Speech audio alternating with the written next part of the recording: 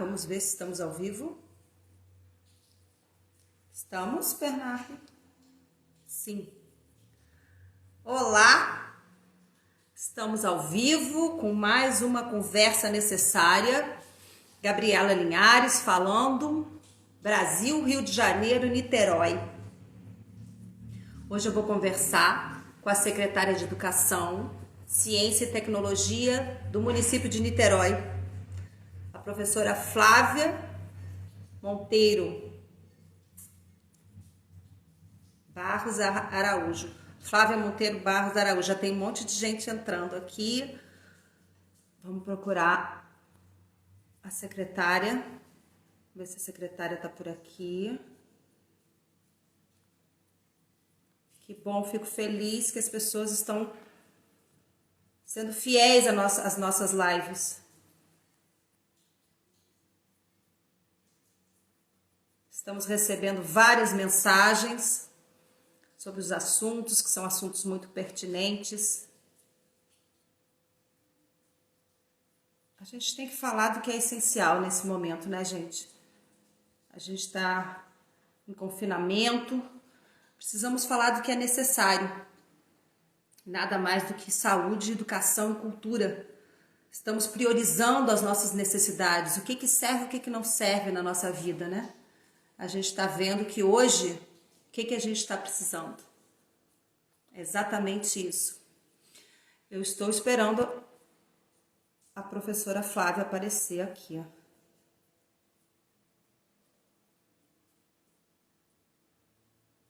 Pessoal, hoje a gente vai falar dos caminhos, dos rumos da educação pós-pandemia.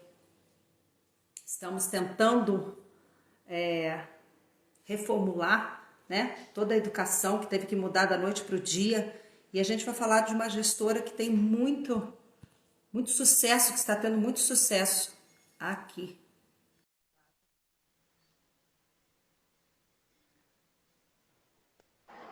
Olá, professora Flávia. Boa noite, Gabriela. Prazer. Tá me ouvindo? Tô te ouvindo, tô te ouvindo. Ah, que bom. Agora eu tô te ouvindo bem.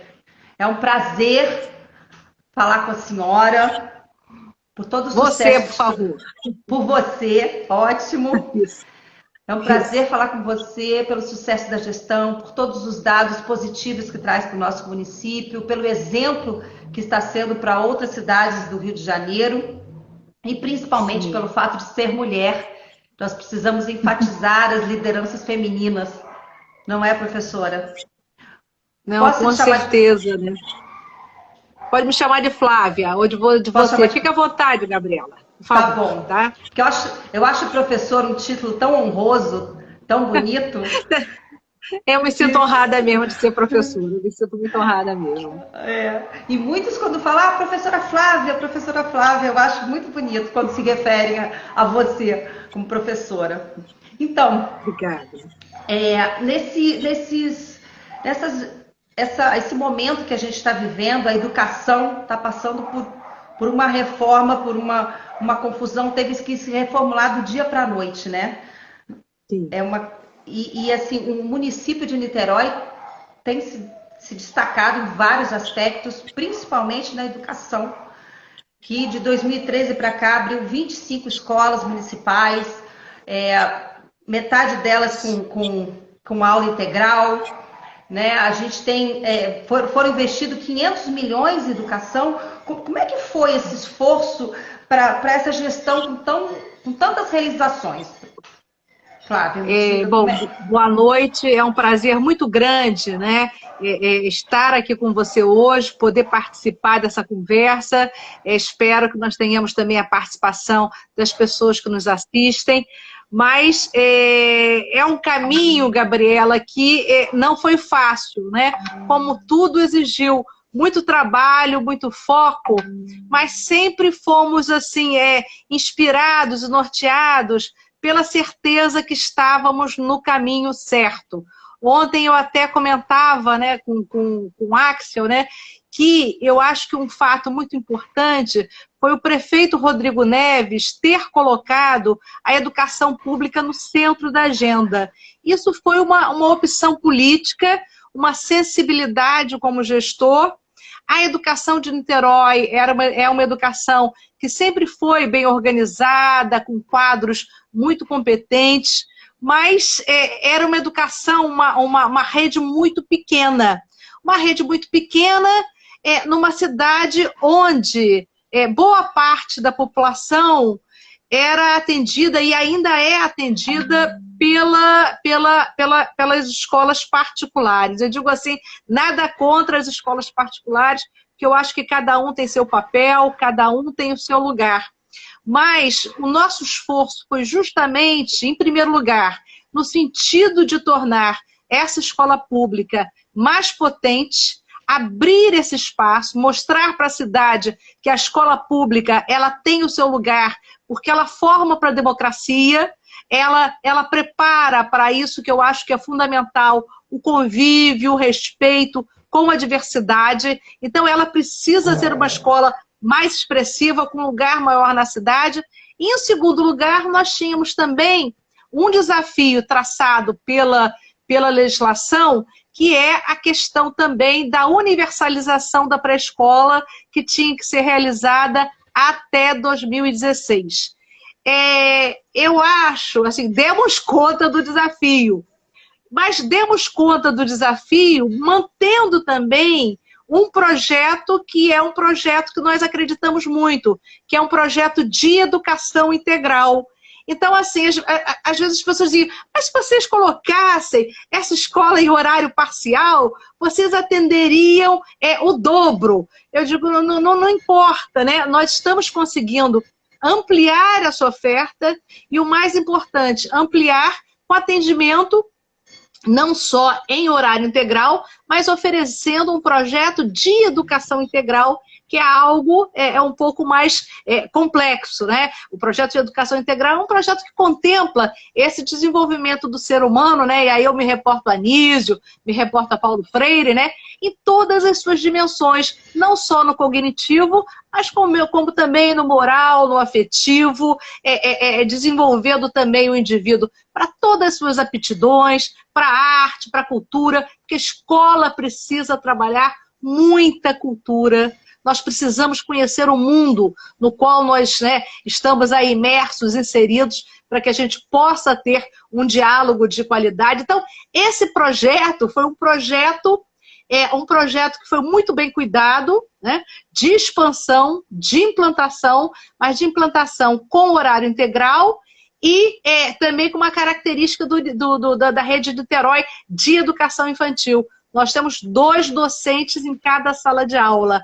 As crianças não ficam na mão de assistentes, elas ficam na mão de professores habilitados, muitos com mestrado, doutorado, porque a gente acredita que quanto melhor e maior for a formação, né, a gente acha que, digamos assim, que o retorno para a educação pública será muito maior. Então, assim, o Rodrigo ele apostou nesse projeto e ele nos deu as condições. E assim, eu falo com muita tranquilidade até, que nós pedimos muita ajuda ao governo federal, porque naquela época havia um projeto muito grande até do governo federal, de construção de creche, mas pelas questões que envolviam a área metropolitana, nós acabamos não recebendo uma ajuda para a construção.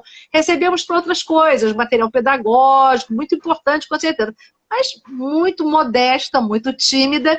E assim, toda essa ampliação, ela foi feita com a prefeitura, né, com as verbas da prefeitura. Então, o diálogo também e a orientação de Rodrigo, ela sempre foi muito preciosa, porque o Rodrigo ele vai tomando conta e dialogando com a gente sobre os processos, sobre as coisas que estão acontecendo, né?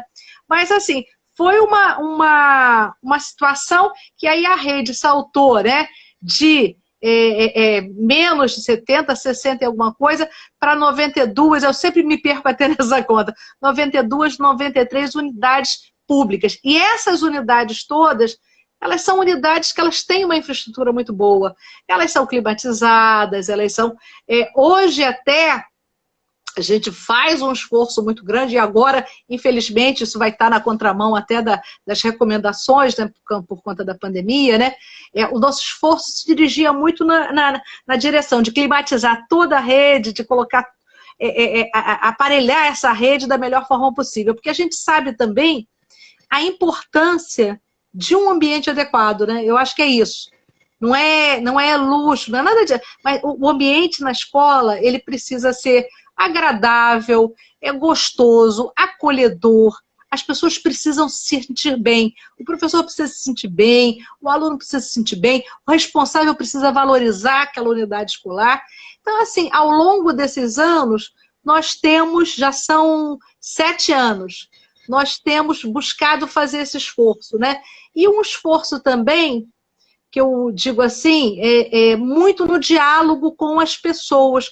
Porque não adianta também, Gabriela, você fazer bonitos prédios se você não tiver também boas práticas, envolvimento, responsabilidade. Educação é uma coisa que passa pelo coração. Você tem que se sentir assim, envolvido, né? Você tem que se sentir... Eu sou professora, tenho até... Não perdi a vergonha de falar isso, mas 41 anos. Eu comecei na escola básica, se você me permite essa digressão. Sim, claro. Né? Eu comecei, eu sempre conto para as meninas que eu comecei na área rural. Então eu tinha que chegar na escola às 7 horas da manhã, saía de Niterói, pegava um ônibus 5h30 da manhã e ia vendo, né, aquele dia amanhecer bonito no campo, saltava e ainda andava um pedacinho, né? Depois eu fui para escolas mais urbanas. Depois fiz toda a minha formação, mestrado, doutorado, né? E aí depois eu fui para a escola técnica ainda. Então eu brinco que eu circulei em tudo. Eu só não dei aula na educação infantil. Até no antigo Cefet, do antigo Cefet de Química, eu fui professora, antes de ir para a UF. Então eu fui também assim, buscando e conhecendo vários espaços. Da escola técnica, da escola básica, da escola rural, da escola em área conflagrada também. Isso é uma experiência que nos ensina muito você estar em áreas de conflitos, você poder lidar com as pessoas, você poder acolher, amparar. E depois, finalmente, sou professora da UF, né? E aí acabei vindo para o município, né? E aí estou aqui esse tempo, né? Esse tempo, e o tempo passa muito rápido. Para a educação não é muito, Gabriela, né? Para a educação, porque a educação é muito processo, né? Mas estou aqui esse tempo, né? Mas seria basicamente isso. Os professores, assim como você, todos os professores têm um amor e uma dedicação. Eu sou filha de uma educadora, minha mãe é socióloga, mas professora de matemática, passou a vida toda em sala de aula. E é uma dedicação, um amor tão grande pela educação, que são vocacionados. Eu acho que são... Por isso que eu acho lindo o título de professor. Eu acho honroso. Eu acho muito honroso. Flávia, a gente está passando por esse momento atípico, né, da sociedade, do mundo, e a escola teve que se reinventar. O município de Niterói se destacou muito pela organização, todo o empenho que teve em combate ao coronavírus. A sociedade foi junto, né? Acreditou ali junto com o prefeito. A gente está passando por um momento muito diferente. Quais foram as principais medidas na área de educação nesse momento de pandemia? Sim, eu sempre menciono, outros dias até, eu sou uma pessoa muito, muito transparente, sabe, Gabriela? Mas eu acho que a gente tem que sempre falar assim, o que a gente sente, né? O que a gente sente. O momento inicial foi um momento de muita perplexidade, de muito impacto. E a gente também achava que aquilo ia se resolver de forma mais rápida, né? Que o impacto não seria tão assim, perverso na nossa vida, né, social, com a morte de tantas pessoas, embora as projeções já indicassem que o país, por várias questões que nós não teremos tempo de abordar aqui, teria dificuldades de superar, né, como estamos vivenciando, né, esse quadro de pandemia. Então, naquele primeiro momento, eu lembro que por uma medida até imediata e necessária, né, a preocupação sempre com as crianças e a preocupação com os profissionais também, o prefeito, junto com a gente, né, decidimos fechar as escolas de forma imediata. Eu lembro até hoje, isso foi no dia 16 de março.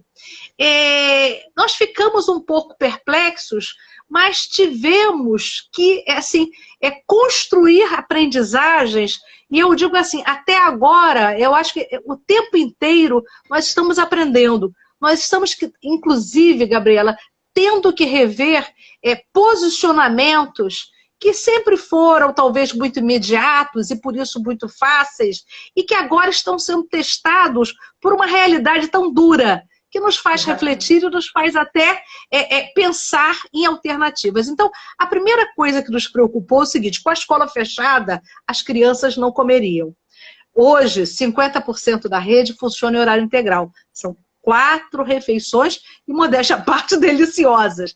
Então, assim, a primeira coisa que ocorreu foi o problema da segurança alimentar. Como é que essas crianças vão ficar sem comida em casa? E aí, rapidamente, por uma orientação de Rodrigo, nós fizemos uma distribuição de uma cesta básica para todas, uma per capita, para todas as crianças da rede. Então, quase 30 mil crianças, né, quase as crianças receberam. Algumas famílias com 2, 3 filhos receberam até 2, 3 cestas básicas. Essa cesta básica, que era uma cesta básica também muito caprichada, porque a gente gosta de fazer as coisas direito, né? Era uma cesta de tipo 20 e tantos quilos de comida, 5 quilos de arroz bom, tudo de qualidade, leite para as crianças, né? Leite para as crianças. E aí, o que aconteceu, né? Logo depois, a prefeitura começou a desenvolver uma série de programas sociais. E aí desenvolveu o programa da renda básica. Então, num primeiro momento, nós fizemos, na questão também do amparo, sempre com o objetivo de mitigar um pouco esses efeitos da pandemia. Fizemos essa distribuição da cesta básica e depois fizemos também a questão do cartão de renda básica, que os responsáveis por nossos alunos vão receber até dezembro. São R$ 500 por mês. Então, isso pode ser gasto tanto com remédios, que as pessoas precisam comprar remédios, como também com alimentação. Então, no plano da segurança alimentar, trabalhamos com políticas sociais. No plano das questões da aprendizagem, e aí se colocam as questões mais difíceis e a necessidade de aprendizagem, nós disponibilizamos logo, assim, de imediato, um portal pedagógico com recursos diversos. Esse portal, ele iniciou de forma mais morna, mas nós fomos aperfeiçoando ele e hoje nós temos até aulas online, nós temos cadernos. E fora isso, eu sempre pensei, eu estou vendo que alguém escreveu, a dificuldade de acesso. Porque vamos pensar assim, se é Brasil, nós temos um percentual muito alto de lares conectados, mas são conectados pelo celular. E o celular, quando o responsável sai para trabalhar, ele leva o celular, né? Outro dia, uma pessoa que trabalha na minha casa comentou isso, né? Eu disse: como é que está o seu filho? Não, hoje o professor ele não vai poder estudar porque eu tive que trazer o celular. É uma dor isso, né? Mas aí, o que fizemos também? Apostamos, e eu acho, por isso que a gente fala de ensino híbrido, né? Eu acho que nós temos que ter um conjunto de estratégias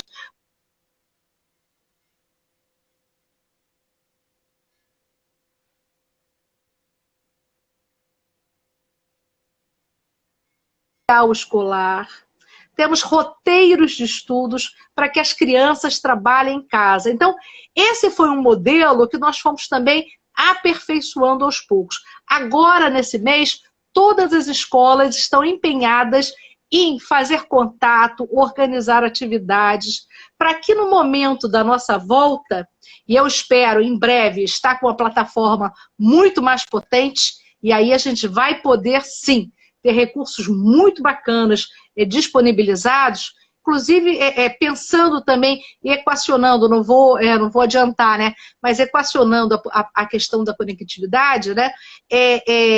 Afinar um pouco mais esse processo, porque é um processo que a pandemia ela só agravou a desigualdade escolar, né, Gabriela? Né? Vamos ser claros. ela É gravou um verdade. fosso entre crianças que têm meios, recursos em suas casas e as crianças que... Outro dia eu recebi um vídeo, né? E eu prestei atenção, a criança estava dentro de um cômodo, mas me chamou a atenção e a diretora mandou, acho que a mãe deve ter mandado para ela, e ela mandou para a gente, a alegria da criança ao receber um material com caderno, que nós botamos numa caixa.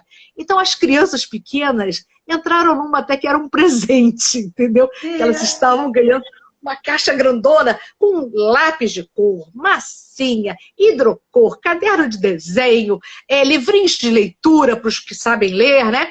E para os que também trabalham já, né? Cadernos de atividade.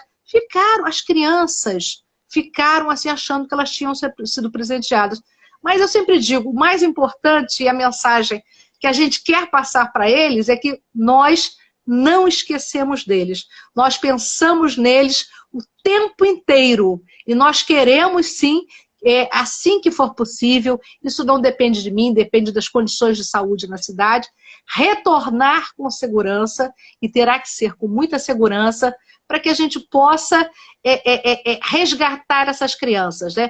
Porque temos medo da evasão, temos medo de que muitos, por receio das famílias, né, e não condeno ninguém, não queiram seus filhos enquanto a vacina, né, não está pronta. Então, é um contexto muito difícil, um contexto... Eu amanhã até vou fazer um pequeno comercial, eu vou estar numa live, como ser gestor em tempo de pandemia.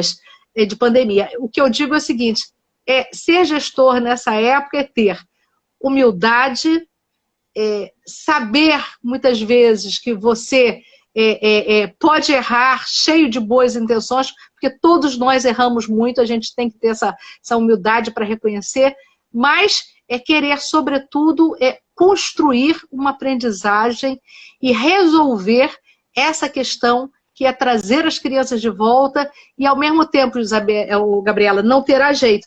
Teremos que ter estratégias presenciais com estratégias de ensino remoto conjugadas, né? Seria isso. Exatamente. Né? Conciliar aluno com a classe trabalhadora da educação, os pais, a sociedade toda que está nesse momento muito...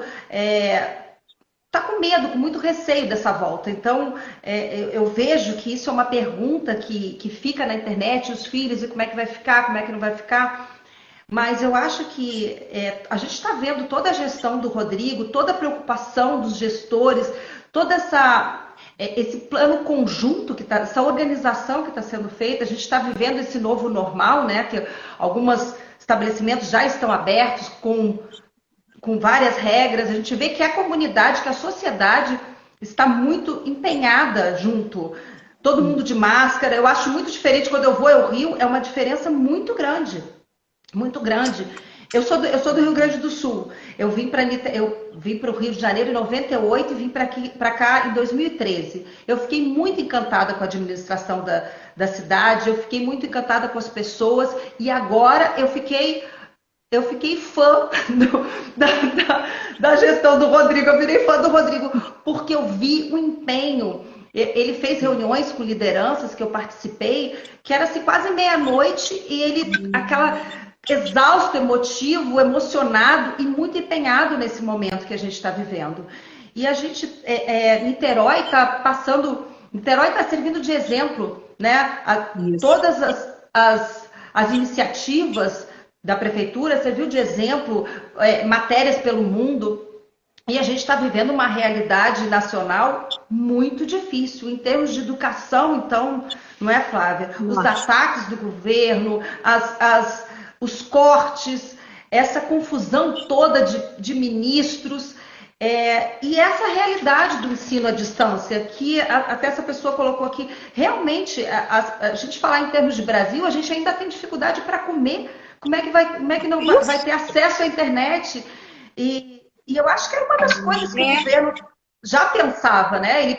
Ele pensava em aulas à distância, e a gente está vendo que na prática está sendo muito difícil. Tem lugarejos que não chega nem acesso à internet.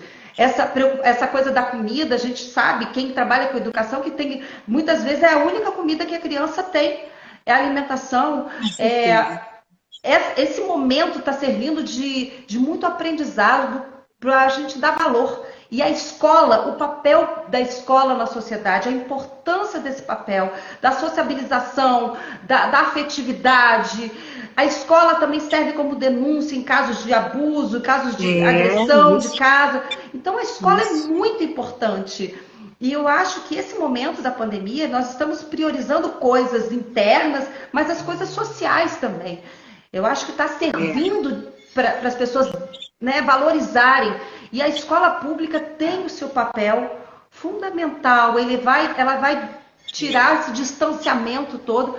E as escolas do município, você, logo no início da sua fala, que você falou da climatização, eu dei aula em algumas escolas com projetos culturais, e elas são muito gracinhas, elas são muito bonitinhas, a pintura tem uma preocupação até nos desenhos, eu acho assim, são lúdicas, e são exatamente, isso promove um bem-estar. Eu fiquei muito feliz de conhecer as escolas do município. Que bom, que bom. E fala, como é que você vê esse momento assim, desse discurso, dessa aula que tinha que ser online, dessa dificuldade do Brasil de esse distanciamento, crianças sem equipamento, governo. Como é que eu quero falar uma coisa, né, assim, de forma muito tranquila, né? Num momento tão grave, né?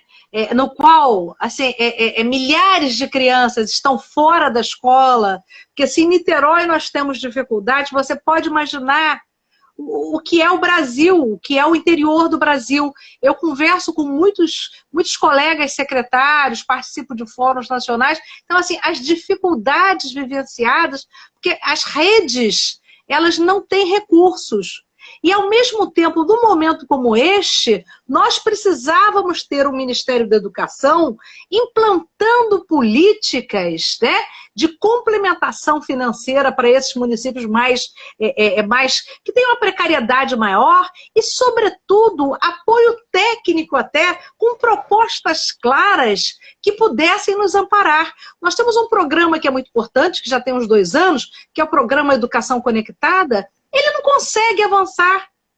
Da mesma forma que o programa Mais Educação, que era um programa importantíssimo de educação integral, que conseguiu, inclusive, fomentar a educação integral país afora, que apoiava as redes, né, no pagamento de monitores para desenvolvimento de projetos. Se isso em Niterói, né, ajudava em alguma coisa, você pode imaginar no interior.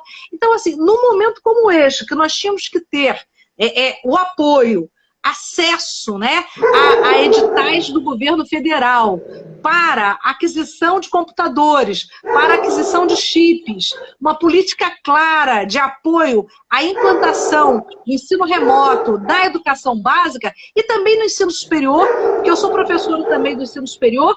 Eu estou vendo a discussão, embora afastada da UF, né, eu estou vendo a discussão que está sendo travada, porque nossos alunos também no ensino superior, muitos não têm computador.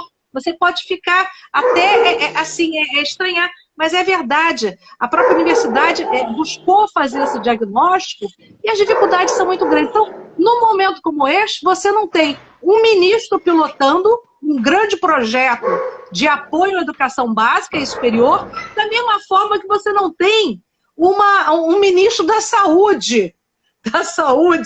Você tem uma pessoa que é um interino, né? Um interino que responde pelo setor, mas assim, 2 áreas que estão sendo extremamente abaladas, porque com esse momento de pandemia, né, e essa situação no governo federal, as decisões couberam, né, aos gestores municipais e aos gestores estaduais, que graças a Deus vão desenvolvendo projetos e tentando enfrentar a situação, né? Em Niterói, o Rodrigo construiu um programa muito grande de apoio às empresas, de renda básica, para mitigar o efeito do desemprego, da pandemia, que deixou tantos sem postos de trabalho. Mas em outras cidades, a situação está muito grave, muito grave. Então, num momento como esse, cadê o Ministério da Educação? Eu não posso nem... mas onde está o Ministério da Educação para estar disponibilizando até, como faz tantas vezes, né, atas para aquisição de materiais a preço, né, a preço pequeno para as redes, que as atas do Ministério da Educação sempre foram muito boas, material escolar, utensílios para cozinha, e já tivemos atas também de equipamentos, né, de tablets, essas coisas assim. Não temos nada, não temos nada. Então, assim, a solução é uma solução local, né? A solução é uma solução local. Porque a solução vinda, né, federativa, ela tá muito, né, muito... É difícil. É um desgoverno, não é, Flávio? Um desgoverno. Nós estamos no 4º ministro. O primeiro-ministro tem aquele ataque aos professores, os professores tinham que ser filmados, mandar aquilo, ia ter um disque denúncia de professor, que é um desrespeito, o professor tirou a autonomia do professor dentro da sala de aula, aquela questão do hino nacional. O segundo, o Abraham, o economista, que começou a atacar a universidade pública de forma de ferrenha, que era balbúrdia, aquela confusão toda, os ataques aos ministros do STF, com aquele vocabulário absurdo, fugiu, uma coisa de louco. O 4º ficou 5 dias, tinha aquele currículo que não sabia, era isso, não era? 5 dias. Agora nós temos uma pessoa que é ligada à educação, que tem todo um currículo na área de educação, mas tem um discurso de pastor evangélico. E que assim, eu fiquei um pouco impressionada com as coisas que ele... né? Impressionada, que a gente estimulando bater em criança, né? Uma coisa... Parece um retrocesso. A gente está vivendo retrocessos em várias áreas. Então, bater em criança... Tem uma fala dele que me deixou...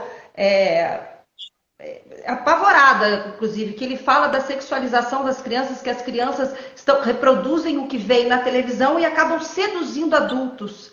Então, assim, ele tira do adulto a responsabilidade, do pedófilo a responsabilidade de abuso de crianças. Lógico, isso eu achei seríssimo. Isso é seríssimo. Eu li 10 vezes aquilo, porque eu ouço e leio, eu digo, não é possível que essa pessoa disse isso. Eu vou procurar para ver porque não é possível.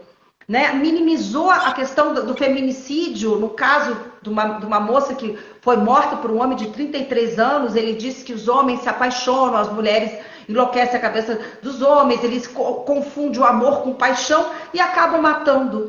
Então, assim, esse é o nosso ministro atual da educação. O que esperar? É muito difícil, é muito difícil. E a gente está passando por um processo no meio de uma pandemia. Nós temos que enfrentar essa pandemia e enfrentar esse governo, né? Enfrentar esse governo. E os municípios conseguindo, alguns que não tiveram planejamento ou que não estavam bem, estão passando por dificuldades seríssimas.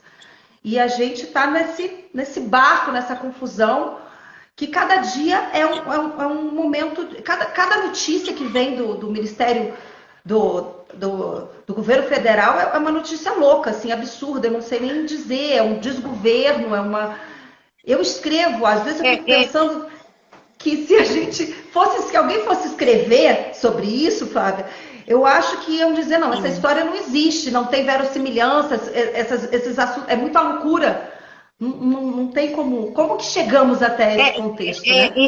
E tem questões que eu acho que são sérias, porque elas desqualificam muito o professor, né? Elas desqualificam e agridem muito o professor.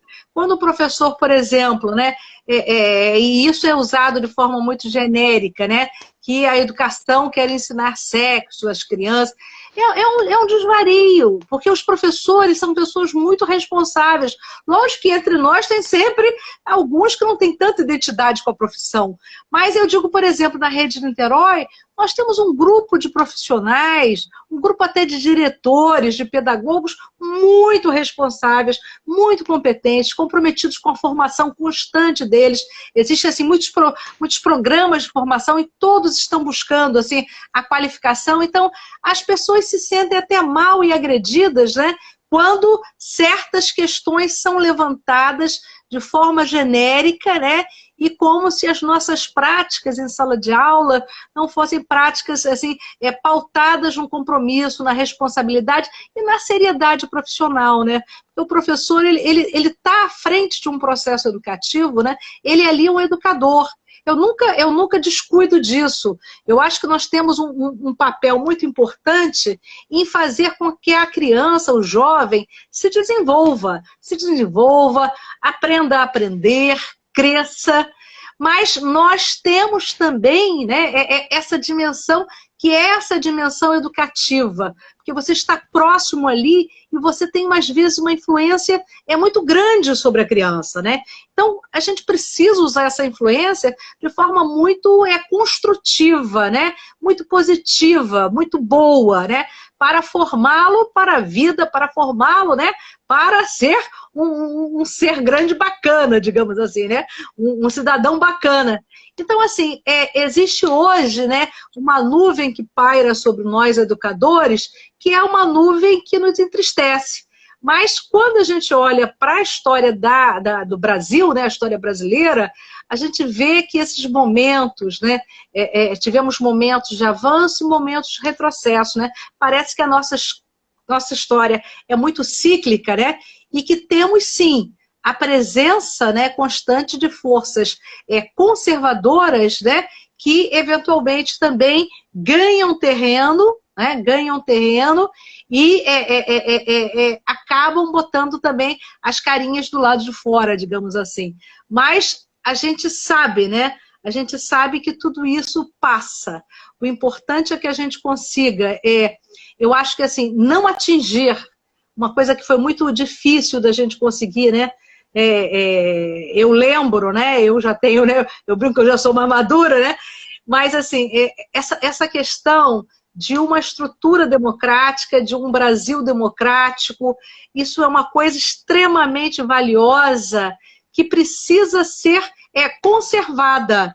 Nós podemos ter até alguns solavancos, mas nós não podemos retroceder nesse processo de consolidação de uma ordem democrática, né, que foi tão custoso, né, nesse Brasil que se inicia, nessa nova etapa que se inicia em 85, 88, né, com a Constituição Cidadã. Então, assim, a Constituição Cidadã foi uma Constituição que prometeu muitas coisas ali, são muito avançadas e ainda, infelizmente, não se concretizaram. Mas o país tem coisas muito boas, né? Nós temos, por exemplo, com todos os defeitos, e isso tem feito até a diferença em tempos de pandemia, nós temos um SUS, que é um Serviço Único de Saúde, que garante também que aqueles que não podem pagar, né, um plano tenham alguma assistência médica. Em outros países, quem não paga, morre.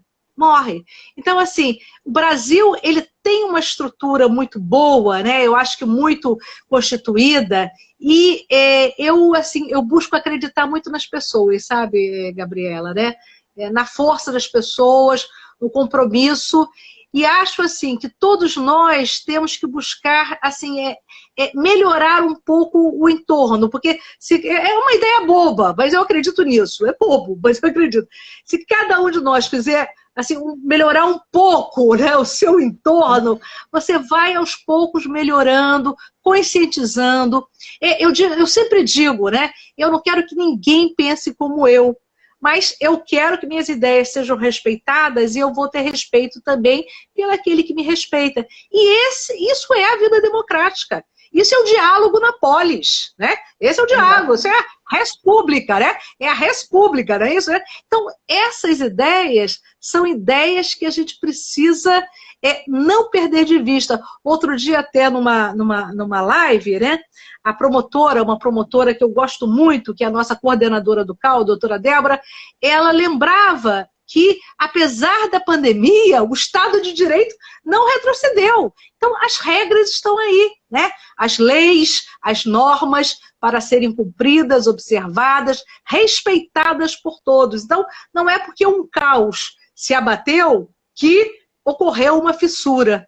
Então, assim, a gente precisa pensar que isso vai passar e que a gente tem que ter um plano de país, né? Um projeto realmente de país, de nação. A própria, digamos assim, o nascedouro, né, da nossa nação, a nossa história brasileira, né, é uma história muito com marcas pesadas, né? Pesadas e assim, uma estrutura patrimonial, elitista, né, que se consolidou, um preconceito social, um preconceito racial, que são coisas inimagináveis. Eu acho que são coisas inimagináveis. Mas, assim, tudo isso, né, são desafios. Desafios que dentro, eu acho que do diálogo democrático, né, dentro do respeito à ordem democrática, a gente pode ir amadurecendo e vencendo. Mas, em nenhum momento, a gente pode pensar que uma outra saída que possa parecer mais imediata, mais fácil, né? Não existe.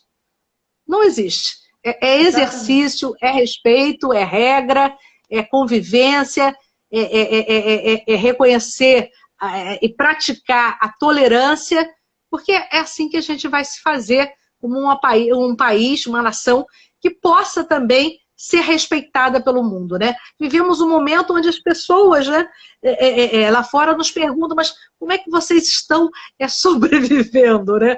Como é que vocês estão vivendo, né? Eu acho assim que o país ele é maior, né? E a gente não perde a fé que tudo isso vai passar, a pandemia vai passar, a economia vai se restabelecer, apesar de todo tombo, né? De todo tombo. E as coisas, sem dúvida, eu tenho muita esperança que as coisas voltem para o lugar. Agora, como tudo, né? Como o retorno das aulas, como tudo na vida, tem que ser muito planejado, com muita tranquilidade, equilíbrio, serenidade, segurança, porque são passos que nós estamos dando num contexto doido, né? Doido. Hoje eu ouvi de uma pessoa que, assim, nós vamos ter que aprender a viver assim, né? Durante muito tempo nós viveremos assim, né? Espremidos por essas limitações decorrentes do contexto de pandemia, né? Mas vai passar, né? Vai passar. Né?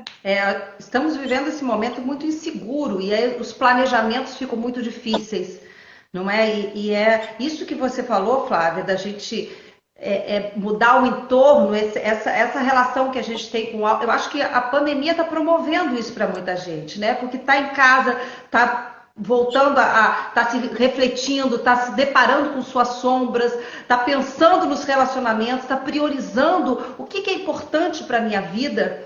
E aí a gente vê também na sociedade o que é importante para a sociedade, a gente vê todo esse ataque que tinha ao SUS, como o SUS está sendo importante, né? As escolas como são importantes, as pesquisas como são importantes, que foram tiradas verbas, né? A parte científica do Brasil como é importante. Então, assim, quais são as nossas armas, né? Um governo que investiu 9,1 bilhões em 4 navios de guerra.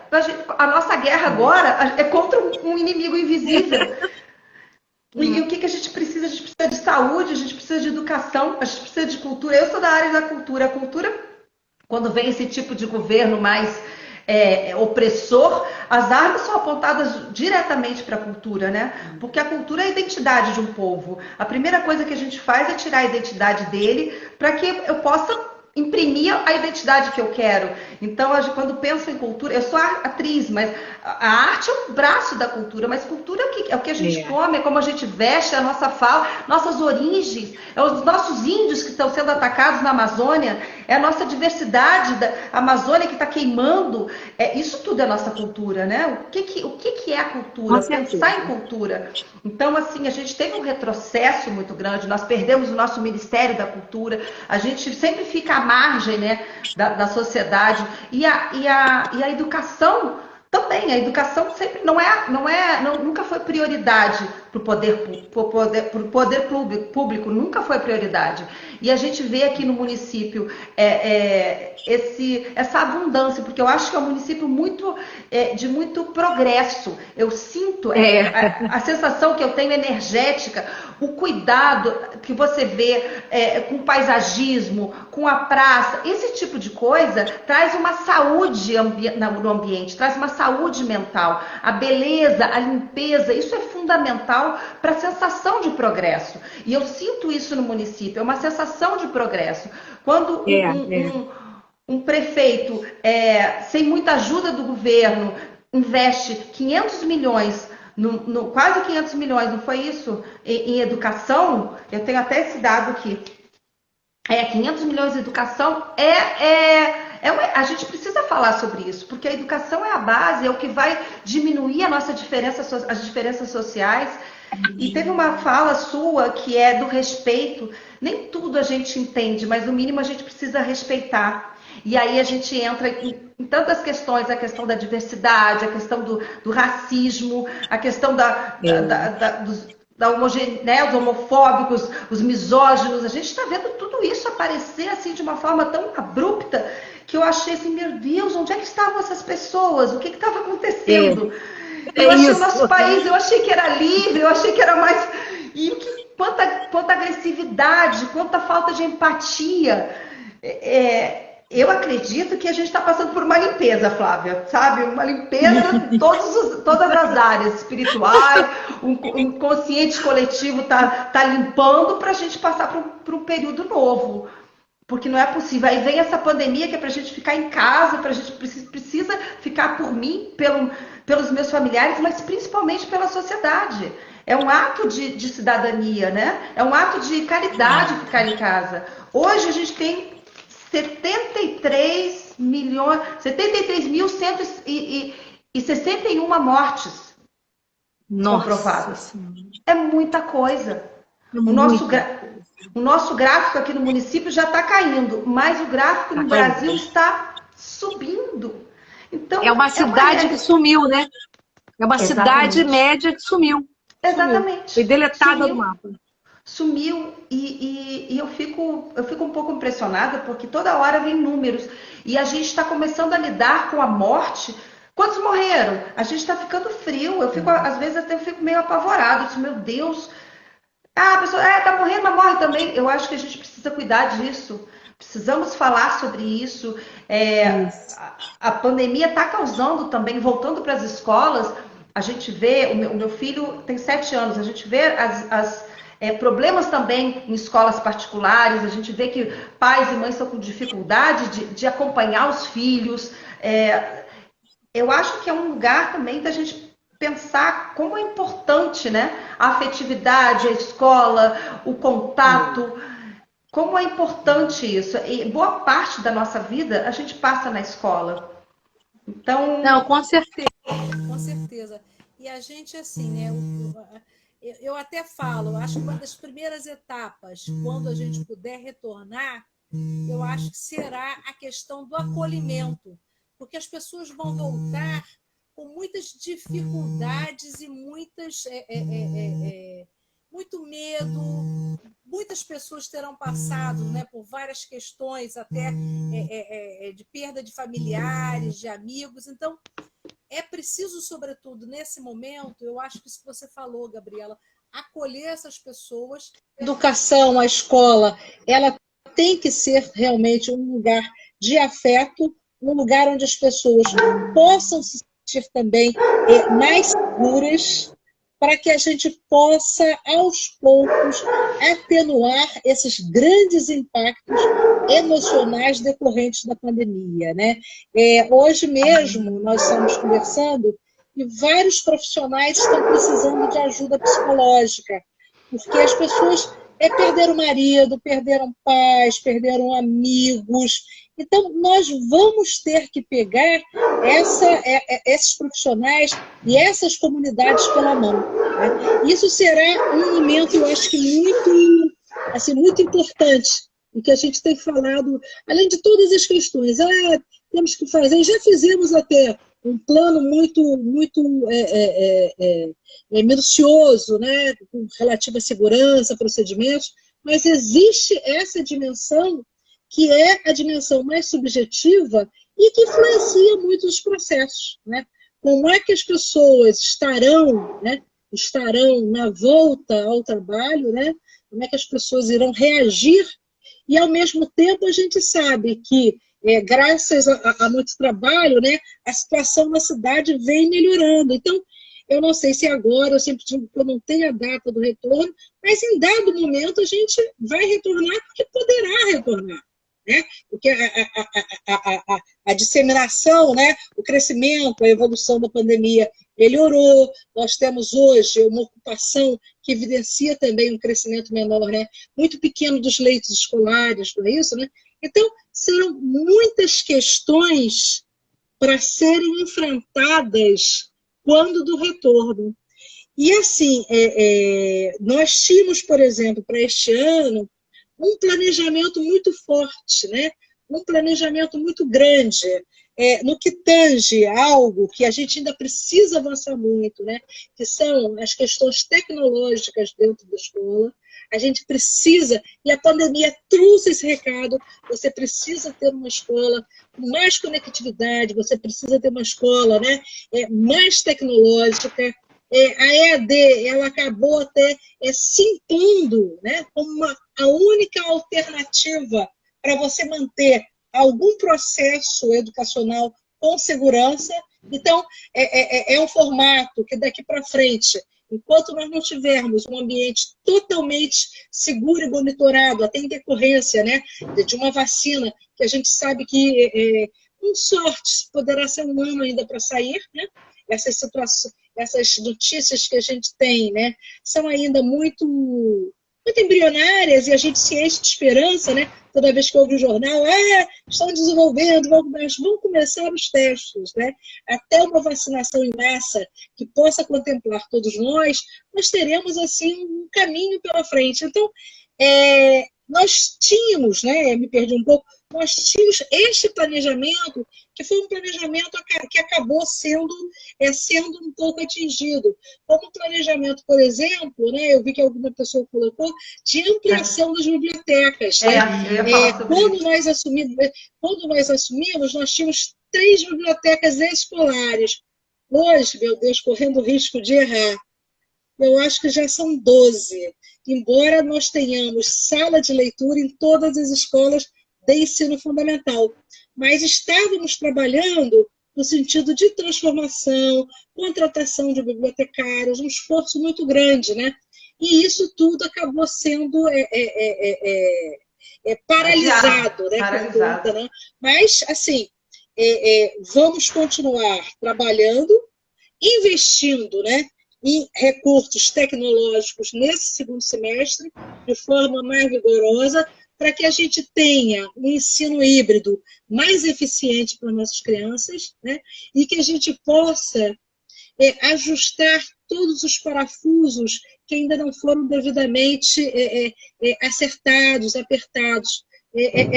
A minha intenção é a gente poder efetivamente no segundo semestre, até hoje falávamos sobre isso, né? Quando do retorno das crianças, é fazer uma avaliação diagnóstica, é fazer estratégia vigorosa de reforço escolar, porque tem algumas crianças, né, os jovens, eles têm mais autonomia até para trabalhar no ensino, né, no ensino remoto, mas os pequenos, eles não têm.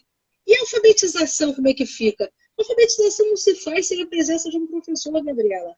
Exatamente. A alfabetização precisa de mediação, de presença. Então, temos aí crianças de 6 anos que estão com o seu processo de alfabetização prejudicado.